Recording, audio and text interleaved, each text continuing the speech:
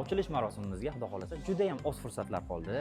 O'sha aytilgandek sovg'alarning barchasi xudo xolasa tayyor. Bu mashinamiz ham tayyor turibdi, o'z egasini kutib. O'sha umraga sayohat va ikkita mashina hammasi xudo xolasa inshaalloh beriladi. Videoga like bosib, kommentariyada ochilish sanamizni taxmin qilib ketasiz va nima uchun cho'zilib qolganini men sizlarga aytib o'taman. Ungacha bizni xudo xolasa videolarimizni tarqatib, shu postni o'z istoriyasiga qo'yish esdan chiqmasin. Obunachilarimiz uchun mehmonxonalarimiz ham xudo xolasa tayyor holatda, televizor, konditsioner, xolodilnik hamma narsasi mujassam. Bitta kamchiligimiz bor edi.